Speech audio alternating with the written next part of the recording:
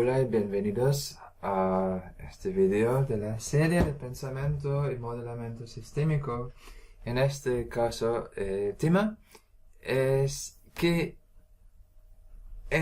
qué se trata cuando hablamos de pensamiento sistémico y de modelamiento sistémico? Yo soy Martin Schaffenes de la Universidad de Talca y les voy a explicar entonces qué es lo que se aprende cuando se aprende a modelar sistémicamente. La primera pregunta va a ser justificada. ¿Para qué? ¿Cuál es el propósito de hacer pensamiento y modelado sistémico? Recuerden, por favor, o si no recuerden porque no han visto el video sobre los principios subyacentes que tienen que ver con los niveles de descripción y algunos otros detalles, mírenlo a través de un modelo de simulación apropiado. Uno puede conocer la estructura que causa el problema y dentro de esta estructura saber cómo exactamente el problema es generado. Puede haber descubierto una política de decisión de alto impacto para cambiar la conducta del sistema y también saber por qué otras políticas alternativas tienen bajo impacto y fallan. Y, sobre todo, llegar a presentar un argumento persuasivo y coherente en favor de mejores políticas. Esto se pretende lograr. Importante. Y si sabemos qué queremos lograr, entonces la segunda pregunta es ¿cómo? Muy esquemáticamente. ¿Cómo tiene que ver con que estamos siempre confrontados a una situación real, que la llamamos real, pero realmente, y valga la redundancia, no tenemos un acceso muy directo a ella y tenemos que guardar una cauta sensación de incertidumbre acerca de qué es realmente la situación. Esta situación nos revela ciertas informaciones que recogimos, que tomamos. Y estas decisiones alimentan políticas de decisión, conjuntos de reglas. Por ejemplo, si usted es profesor y tiene que hacer una prueba a sus estudiantes o alumnos, a través de la prueba los alumnos revelan algo de ellos. Y esta información usted la utiliza para, por ejemplo, calcular una cantidad de puntos, convertirla en porcentaje y aplicar la regla de los 60%, por ejemplo, para tomar la decisión de cuál es la nota. Mientras la nota es producto de una política de decisión que aplica ciertas reglas a información disponible que se ha hecho visible desde una situación, pero también esta decisión influye en el futuro de cómo va desarrollándose esta situación. Y lo que nosotros hacemos, porque obviamente el riesgo es que algo podría funcionar subóptimamente o mal, pero cuando ya está la cosa, entonces no se puede revertir y no podemos marchar hacia atrás. Entonces es bueno prepararnos y hacer una especie de canal abierto para ir evaluando posibles problemas y eliminándolos antes de implementar una política. ¿Cómo llegamos a esto? El modelo mental, la forma como comprendemos, es muy importante. Por una parte, es este modelo mental que selecciona cierta información.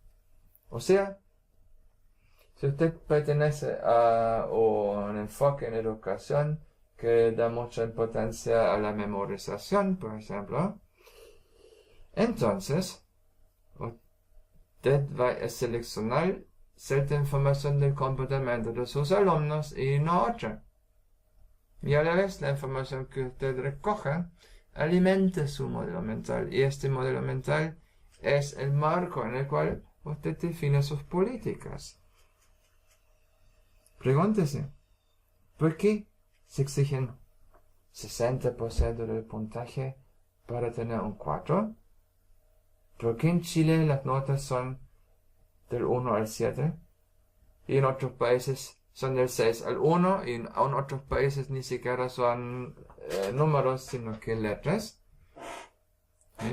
Ven que las políticas en evaluación y cualificación son diferentes, y son efectos de diferentes tipos de ideas o modelos mentales.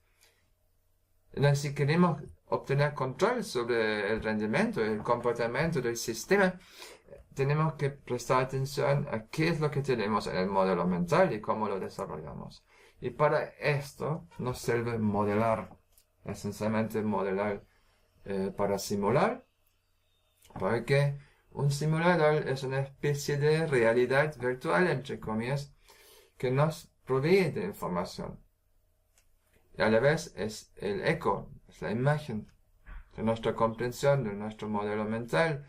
Entonces, permite probar con diferentes políticas para tomar decisiones y ver qué resultaría.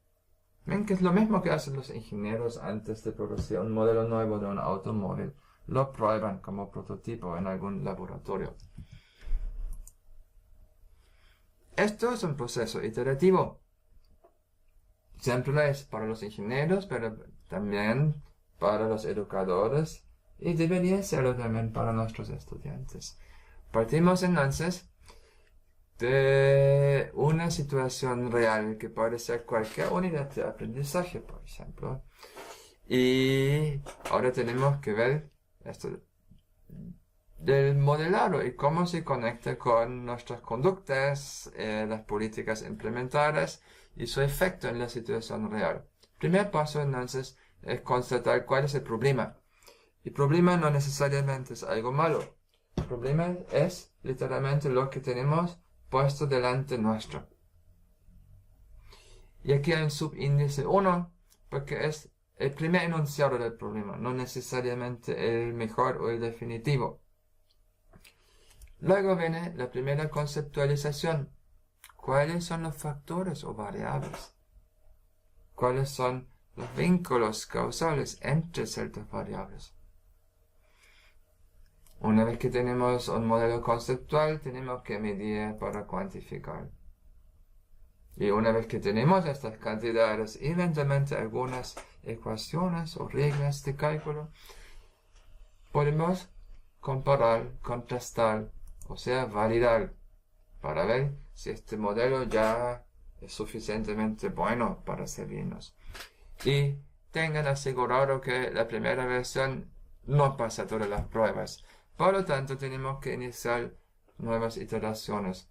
Tenemos que revisar qué es lo que hemos dicho, cuál es el problema, qué es lo que pertenece al problema. Cuáles son los conceptos, las variables, los vínculos que forman parte de él. Volver a cuantificar y volver a validar. Y en general, esto gira entonces como una espiral, poniéndose más firme lo que es nuestra comprensión, nuestro modelo. Y vendrá el momento cuando es suficientemente bueno, cuando pasa las pruebas de validación y puede ser aplicado a una situación real. Si ustedes recuerdan el primer video, por ejemplo, ¿por qué tenemos más y más peleas? Bueno, ahora podemos entender por qué hemos observado cada vez más violencia, más peleas en el recinto escolar, y podemos ver cómo hicimos hasta ahora, qué alternativas tenemos, podemos evaluar entonces nuestras políticas actuales y diseñar nuevas. Y una vez que esto se confirma, pasamos a la acción. ¿Sí? Así para nosotros, los educadores o directivos, pero también debería ser así cuando nuestros alumnos resuelven alguna situación de su vida real o de las actividades de aprendizaje que nosotros les proponemos. Siempre es posible que posteriormente se descubra que algo ha cambiado, ¿sí? ¿sí? Recuerden ustedes, por ejemplo, el modelo que se utiliza en Santiago de Chile para generar las prealertas ambientales, que estaba funcionando muy bien para la ciudad de los años 90, pero la ciudad vive y cambia. Y si no se adapta el modelo, pierde la conexión con la realidad y entonces tiene que volver a trabajarse.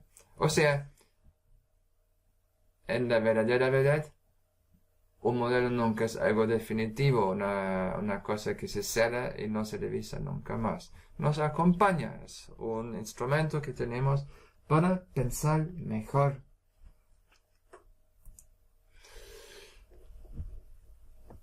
Poder hacer esto, ¿qué implica en términos de competencias? En el tercer paso, el modelo o el marco de competencias, que es una propuesta con 7 diferentes capacidades o competencias. Yo empiezo con la última, porque esto es el propósito de todo, ¿ya? Evaluar y diseñar políticas que mejoren algún aspecto de nuestras vidas. Para esto, nos apoyamos en modelos que han pasado las pruebas de validación, entonces es importante poder validar y decidir a partir de qué momento es suficientemente validado. No se puede validar un modelo que no se tiene primero, entonces también hay que aprender a crear estos modelos. ¿Modelo de qué? Esto depende entonces de haber superado una primera fase que aquí llamamos inicialización del proyecto. Es decir, definir el propósito, cuál es el problema que se estudia, qué se pretende lograr. Luego volvemos a la creación de modelos, un poco como el aprendizaje de la lectoescritura, que no se hace una cosa sino que dos. Similar con los modelos. Crear un modelo, se subentiende que la persona que lo hace es capaz de entender lo que está haciendo. Y esto es entonces análisis de modelos. Y esto depende de ciertas capacidades de razonamiento dinámico para entender por qué es que a veces una cosa crece o decrece, por qué acelera, por qué frena, por qué se queda estancado, cómo funciona esto. Y esto se hace en los términos de lenguaje de los sistemas dinámicos o dinámica de sistemas, que es un vocabulario con ciertos conceptos y con cierta gramática. Es efectivamente como un lenguaje. Y el conjunto de esto nos habilita a hacer este trabajo del pensador sistémico. ¿Cómo se ha estructurado esto? La competencia entonces se ha compuesto en diferentes capacidades. Aquí no los coloqué las 7 porque sería demasiado repetitivo. Pero en todo caso, en cada capacidad hay ciertos aprendizajes esperados que están codificados y que son bastantes. Y esto se ha ordenado de acuerdo a ciertas etapas del desarrollo de la competencia, que parte siendo novato y avanzando a principiante avanzado. Con más experiencia personal, la persona ya es competente para hacer esto. Y posteriormente, pero esto es probablemente después de la experiencia escolar, puede desempeñarse a un nivel de rendimiento profesional y eventualmente incluso devenir experto y algún día ser maestro que enseña a otros. Brevemente, ¿qué hay en términos de aprendizaje esperado en cada capacidad o área de la competencia? En lenguaje de dinámica de sistemas hablamos de que el que aprende, el estudiante o alumno, pero también nosotros, los docentes, aprendemos, ¿no? Recordar los elementos del proceso de modelado, comprender los conceptos de los sistemas, de la dinámica de sistemas, describir los patrones de comportamiento atómicos, aplicar las indicaciones de buen desarrollo de diagramas de bucle causal, describir algo que se llama formulaciones estándar de los sistemas y puede convertir libremente entre las dos formas diagramáticas que tenemos, los diagramas de bucle causal y los de acumulación y flujo. En lo que es razonamiento dinámico se ponen a emplear estas cosas y la persona tiene que mostrar que logra interpretar gráficos de comportamiento. BOT viene del inglés Behavior Over Time, es decir, comportamiento a través del tiempo. La persona debe comprender los principios de la acumulación de flujos. Suena simple, pero sorprendentemente contraintuitivo.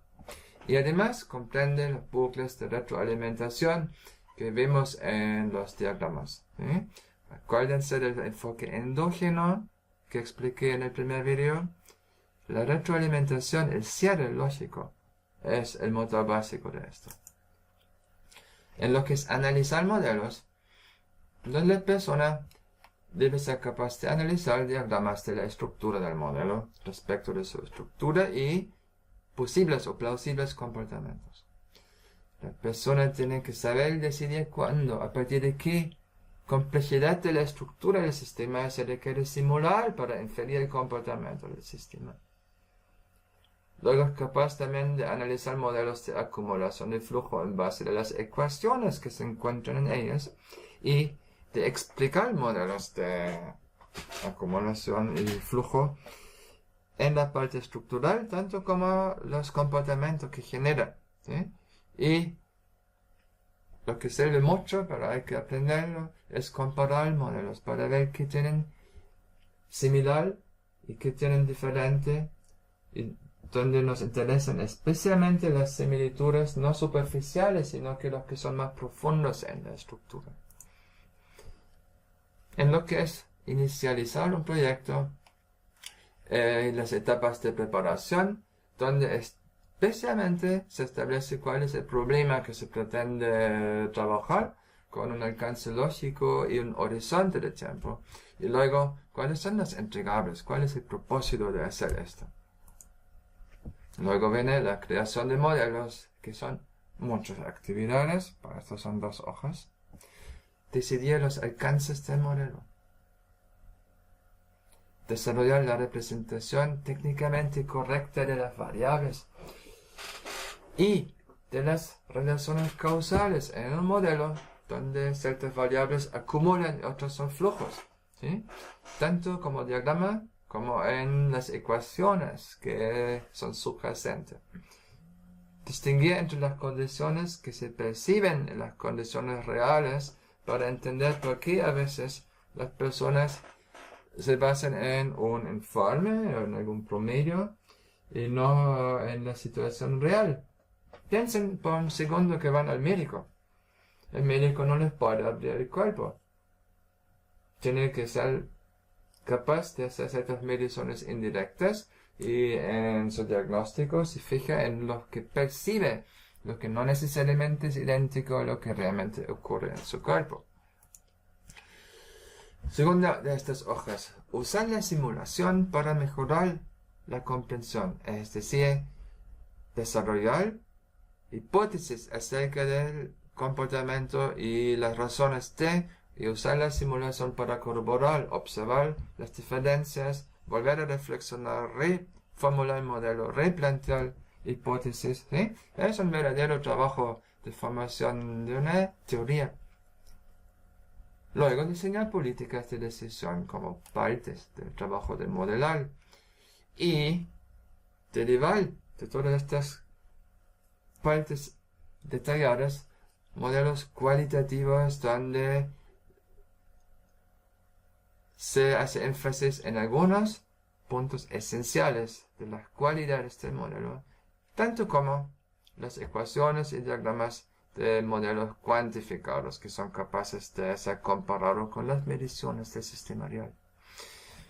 Luego también puede decidir cuándo está bueno, cuándo podemos detener el proceso de modelado porque el modelo es suficientemente bueno, y la disciplina o autodisciplina de documentar sistemáticamente el proceso de trabajo. En lo que es validación del modelo, tenemos 2 componentes muy básicos o importantes. Uno es la estructura del modelo, que debe ser adecuada y conveniente, y los comportamientos que genera esta estructura no deben contradecir a comportamientos registrados históricos, pero también tienen que ser plausibles bajo condiciones extremas, cambiadas, ¿sí? Y la persona tiene que estar en condiciones de decidir cuándo es suficiente de este trabajo de validación, porque obviamente ningún modelo es perfectamente válido. Esto sería que el modelo es tan grande como la realidad real, y luego ya no es modelo y no nos sirve.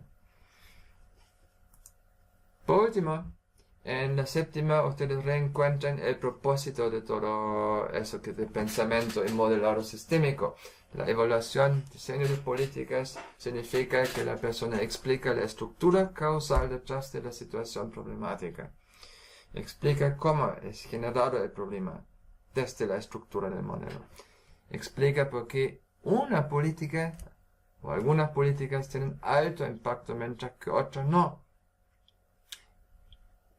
Explica también cómo las tradiciones y políticas informales establecidas cómo ayudan a generar las causas subyacentes del comportamiento problemático y presenta argumentos coherentes y persuasivos en favor de mejores políticas.